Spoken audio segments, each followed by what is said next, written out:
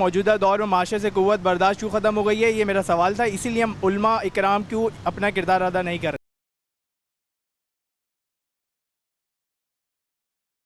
بات یہ ہے کہ یقیناً اتنی بات اس بھائی کی بات درست ہے کہ عمومی طور پہ جو یہ رویہ ہے عدم برداشت کا، یہ معاشرتی ناسور عمومی طور پہ پھیلتا چلا جا رہا ہے، اور یہ ہر جگہ پہ نظر آ رہا ہے. یعنی صرف اور صرف کسی ایک جگہ پہ نہیں ہے، کئی جگہوں پہ آپ کو نظر آتا ہے. روڈ چلتے ہوئے نظر آتا ہے، راہ چلتے ہوئے نظر آتا ہے. کوئی تھوڑی سی بات ہو جائے تو تحمل، برداشت، صبر، یہ واقعتاً اس کے فضائل، اس کی ترغیب، اور جو اللہ تبارک و تعالی نے اس پر وعدے رکھے ہوئے ہیں معیت کے. یعنی آپ سوچیں نا کہ صبر کے ساتھ تو معیت کا وعدہ ہے، شکر کے ساتھ معیت کا وعدہ نہیں ہے.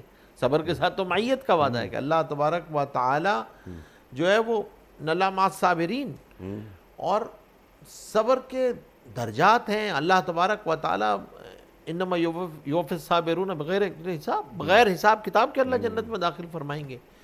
تو یہ بات ضروری ہے. اس بھائی نے جو ایک یہ التجا کی ہے وہ یقیناً صحیح بات ہے کہ ہمیں اپنے ممبر سے، لیکن اس کے ساتھ ساتھ اس کو اپنے تعلیمی فریم ورک میں بھی کہیں شامل کرنا چاہیے.